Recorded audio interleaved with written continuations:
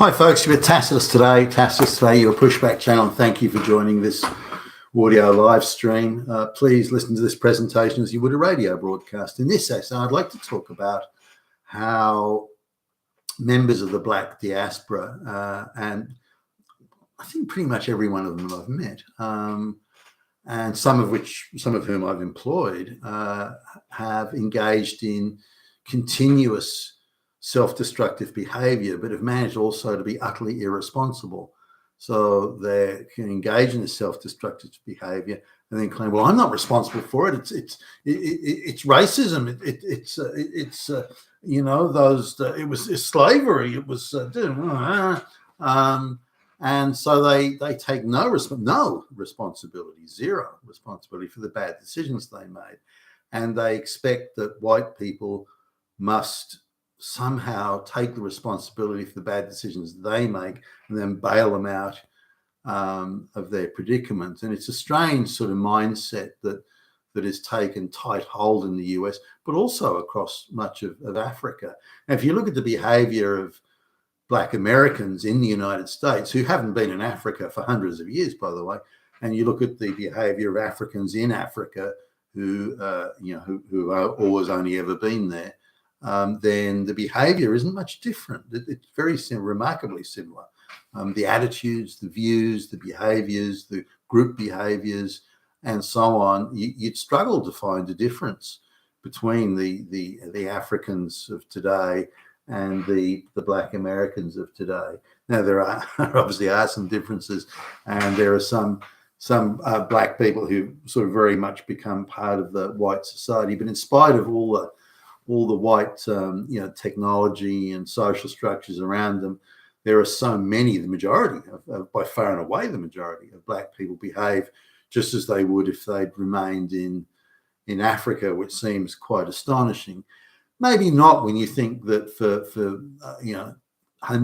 thousands of years, Black Africans were exposed to things like the wheel and written language, yet they still didn't go down that path, which seems today, or you look back and say it's astonishing. The Black Africans knew about the wheel for thousands of years, yet for some reason didn't themselves use the wheel, which would have made of course a substantial difference to their social development and technological development in particular.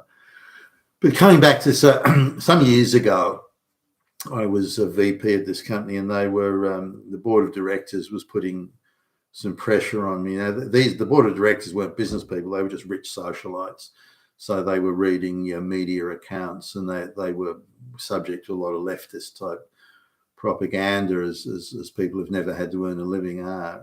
And so they were saying, well, any company that doesn't employ Black people must be run by Hitler or something. So sensitive to these sorts of things, I had to front the board once a month. They started to pester me about why haven't we got any Black people or brown people, and I said, well, I don't think a Black person's ever even applied for a job, so I don't know how you'd. Also, these people were very much into the patronage and cronyism. They wanted the sons and daughters of their friends given cozy, well-paying jobs in the company, and they were equally always pestering me to find jobs for their useless buddies. But anyway, on the Black side, so there was we were running some advert or something for a job, and I think it was for a sales job, and the sales director was away. Anyway, I ended up getting somehow involved in it, and this Black guy from the United States, I think he's from the Northeast, somewhere around New York, as I recall, and he applied for the job. Now, he wasn't qualified or even close for the job that we were advertising, but I thought, a Black guy, and I just saw this really as a way to shut up the guys on the board of directors that were constantly pestering me about it. So I'll hire him. So really, as long as he was upright and warm and presentable, and at least sort of was somewhat legitimate, I was going to give him a job or try and find a job for him. If he was like a basket case, no. But as long, so he turned up quite well dressed, not a suit, but like a shirt and tie and a decent pair of pants, that sort of stuff. He was certainly well groomed, reasonably well spoken, I suppose. In the overall, he didn't have that American sort of Negro street talk stuff, so that was a plus. And he had 2 degrees, and so there was like an application form he had to fill out, and he hadn't filled it out when like I invited him in, and I personally just thought, well, I'll personally look after this just to make sure something happens. And he couldn't fill out the form, so I thought maybe he hadn't had time or something. So I gave him. So while he was sitting in front of me, I said, well, "Okay, we'll do it now." And I realised he couldn't. He had 2 degrees, but he was minimally literate. He was, anything beyond the cat sat on the mat or really sort of, kindergarten level English he really wasn't much above that, and that surprised me. How could you have 2 degrees? And just talking to him, I realised that, and this was probably one of my earlier exposures to it, that he had in America, he had these affirmative action degrees. He actually hadn't passed anything. He would have flunked out of junior high school, but they'd effectively paid his mother, and he had 5 brothers and sisters from different, and she from all different partners.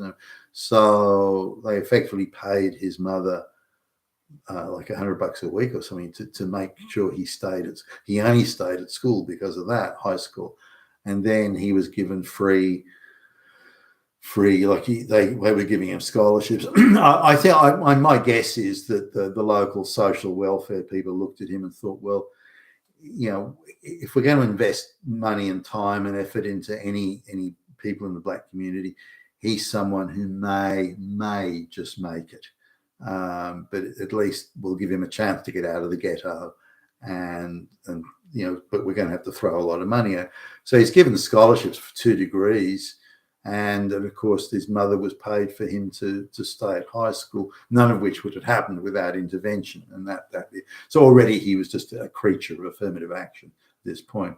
Now, he still had a lot of affirmative action people sort of fall into this category where they start to delude themselves that they actually have earned it, that they were great students, that's why they were at high school, that they were kick-ass college kids, that's why they've got 2 degrees, and so on. And they sort of forget about the affirmative action, or it drifts somehow into the vapors of their mind, and it just goes. And so they think that they think they actually, these are their accomplishments, which is pretty sad, really. But and again, one of the downsides of affirmative action, that it creates deluded people. It doesn't create people that are capable. It just creates delusion, mass delusion. So anyway, so I give him the job. So we invented a job for him, and it was like a job in sales. We invented a job for him, and his job was to go around. I'll simplify this, but his job was to go around and talk to receptionists and people like that, and they would. This is for like computer consumables. I suppose that's the simplest way of describing this. And so, so my sort of thinking was, okay, this is where he's most likely to work. It's most likely to work out. It's a low requirement, low responsibility gig. The young white chicks are going to go crazy over this guy. He's like 6'2", 6'3". He's working out. He presents well. He's spoken well. He's kind of got a nice, friendly smile, and this will work out. He'll have no trouble doing this, and there'll be again, the young white chicks will go crazy over him. So that was the little bit cynical, I guess, on my part, but that was the thing. But that's why I thought he's most likely to succeed, because I thought if I put him into anything that's demanding or requires sort of mathematical or literary capability, he's going to fail. He just isn't going to be able to do it.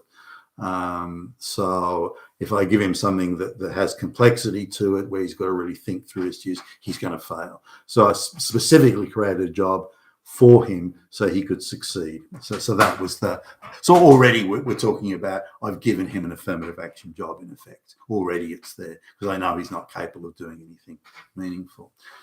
But he was paid a pretty decent sort of salary. It wasn't at the top of the range, but he produced nothing at that point. He was also put on a bonus or a commission type plan. So if he managed to sell some stuff, he could do okay. And his Australian wife was working. So anyway, that was it. Now, the self-destructive behavior that he can't understand why and how it's self-destructive and why it's his responsibility. This is the nub of the whole thing. So he keeps on arriving. Either he arrives late or he arrives a few minutes before he's supposed to start, but he's not ready for work. He's dressed in shorts and a t-shirt, and then he says he didn't have time to have a shower, and he hasn't had time to get dressed. He's got his clothes with him, like his shirt and his tie and everything. He's got his clothes with him. So look, there's a gym down the road he's got a membership of. He can get a shower there and come back. Now, I'm not happy with this because it means he's going to start work late, and I remind him of that. He shoulder shrugs. Who cares? I'm here, and what's your problem? So he goes down to have a shower, comes back over an hour later. Yeah, well, while I was there, I just thought I'd have a workout. I was there at the gym. I just thought I'd have a workout, and it makes me feel good. So, but it's now 11 o'clock before he's starting work, and then he goes into the bullpen, and instead of getting out and getting on the phone and making appointments and so on, he starts to tell all sorts of stuff. And he was kind of a good folksy storyteller type of guy. And the other people there, so his novelty, he was a black American with an American accent, so they kind of were cutting him slack, and they liked talking to him, and he was well received and well treated. Everybody treated him so I said, well, okay, what have you done so far? Like he'd go out to lunch and he'd try and meet his wife somewhere or meet friends, and he'd come back at 3 o'clock and so on. So I had to say, look, now he had a boss to report to, like the sales manager, sales director guy, and the guy realised that he was the black guy was affirmative action appointment. It was kind of a political thing internally. So the sales managers, well, look, I don't really want the responsibility for this guy. You can look after it. It's your baby. It's your invention. And I kind of accepted that because it wouldn't have been fair for me to put this affirmative action appointment on his team and say, well, you're responsible. That just, so I didn't do that. But he would come to me and say, look, the guy won't do any work. He goofs off. He's running, he goofed off for hours today. So that was my job to sit down with him and say, look, hey, buddy, what are you doing? And there'd be all sorts of things. And he thought his wife was having an affair with another guy. So he'd goof off to hide behind corners and watch her. And then he'd goof off to do something else. This really good friend was visiting. So I had to I had to see him. And so I had to say, look, buddy, this is not how it works. You can't just take time off whenever you want to, whenever you feel like it. In future, if you do that, I'll dock you pay. Do you think, oh, no, that's not fair. No. You're not allowed to dock me pay, but I'm allowed to goof off whenever I want to. How do you, so I talked to him, like, how do you reconcile that? How do you understand why should you take time off without permission, without any consent? Why should you take time off and still be paid? How does that, how do you, like in your own head, how do you understand that? Oh, well, if you don't pay me for the time off, that means you're victimizing me because I'm black, which means you're a racist type thing. I said, hey, I'm not putting up with that. Don't call me a fucking racist. So, well, why are you picking on me? No one's picking on you. I do it to anybody here who goofs off without permission, who still insists that they should. No, I don't mind a one-off. Maybe it's a one-off emergency or something. I don't mind that. But anyone that continually goofs off like you do, arrives late, leaves early, takes long lunches, goofs off. Look, I'm going to anyone else would get fired. You haven't been fired. So why? So I try and come at him from that, but he couldn't see it. I mean, I'm not sure he wanted to see it, but this idea that he would take responsibility for his own actions, I genuinely think he just couldn't understand that frame of thought, that frame of reference. how can I be responsible? Well, why? My wife might be having an affair with some guy. Well, why can't I check on her? Why not? Now, on top of that, he was pestering me for pay rises all the time. And so I'd point out, well, why don't you sell some more stuff? The sales aren't really that good. Well, that's because you're goofing off all the time. Why don't you actually get very disciplined, make your appointments, go and see these people, and start making the calls and doing the work and wearing out the shoe leather. Do that, and then through that you can make quite a bit of extra money. I want money today. I want it now. I don't want to have to work hard and get it later. And I found that he was unable to really think more than a day or two ahead. It's almost like he couldn't conceive time as other people would, and didn't see why he should do that. Thinking ahead is what white boys do. Why do I have to do what white boys do? And so he very much had this attitude that he couldn't conceive of he just couldn't conceive time as the rest of us do. I try and I sit down with him very patiently, by the way, and go through this slowly. So, okay, if you sell 10 widgets, you can get for example, I'll simplify this, you can get $1,000. Now, why not put that effort in? But you have to arrive at work on time, and you have to work through the day, and you have to put that effort in. You must put the effort in. You must do the work if you want these sort of rewards. Well, why? Why do I have to? And so it was constant. It was like talking to a 5-year-old child or a 3-year-old child. No, you can't have the chocolate bar. Why? And so it was difficult, and I found that my patience was often wearing thin, because you shouldn't have to explain these simple things to somebody who was in his late 20s at the time. Now, he did make, to some extent, he stopped coming late all the time, so he started arriving early. But he had this thing about, I didn't have time to have breakfast. Oh, no, I didn't have time. Just don't have time. And so he'd arrive earlier at 8:30 in casual clothes, and he would change. And he said, but he had to go out and get some breakfast. I can't work with that unless I've had a breakfast. I'll go to the McDonald's down the road or something like that. And so again, it was a real struggle to get him to start at 9 o'clock. If anything, I thought he was fighting me on it. If you say I have to start at 9 and I'll start at 9:30, I have to do the opposite of what you say. And his defiance wasn't open, but nonetheless, it was a real struggle to get him to work even 8 hours in the day. And I was constantly on him about it and reminding him as gently as I could without getting brutal. I didn't want to have to go to the point where I was firing. I say, listen, you do this or I'll fucking fight. I didn't want it to get to that stage. I thought if I can just sort of massage him into place, it'll be done.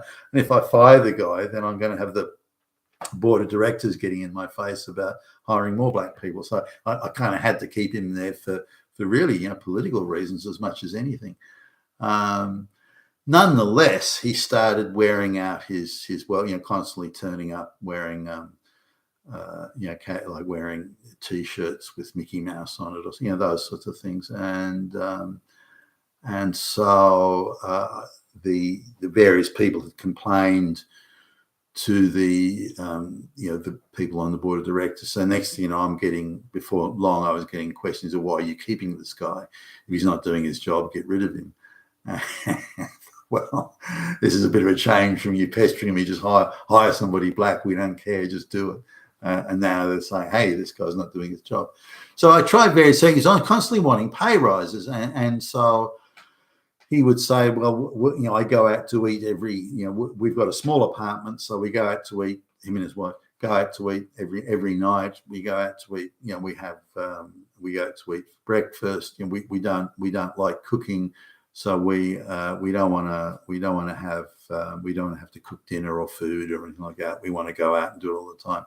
And so we run out of money, and so I just need more money. And so I would counsel them, say, well, you're living a lifestyle you can't afford, so you need to pull back. And you're like, why do I have to do that?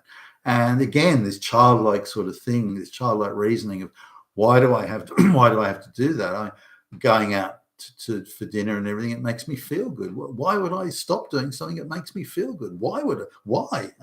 Why don't you just give me more money? Then I can keep on doing the things that make me feel good. And again, he would look at me with these, and I remember the look on his face that he just couldn't understand it. Just look, it makes me feel good. Well, why do I have to stop doing things that make me feel good? And there was no comprehension of living within his means, or no comprehension of making more money. Okay, all right, then you want to live that lifestyle, fine. So you need to make more money so you can live that lifestyle, which means you have to be here working hard, doing your job, and through that you will make the money to do your lifestyle. Now, mathematically, he was so challenged that he couldn't understand basic arithmetic, and so again, that was a point of exasperation. That somebody, how can you be this old, you live to be 28, have finish high school, get 2 college degrees, and you can barely count to 10? I mean, how's that even possible, for goodness? But it is in an affirmative action delusional universe. And so in the end, he had to go, and that was it. So but this was something that he's constantly making self-destructive decisions at all levels, borrowing money from loan sharks and not paying it back. So there was heavy guys looking for him, and he's jumping off the back balcony of the office block and this sort of thing, so they wouldn't get him. Insane stuff. But he still wouldn't stop. Why don't you, just for a month, and I'm having this conversation, just for a month, just eat in your apartment. Don't spend any money on food or dope or anything, because he loved buying dope. Don't spend any money on that at all.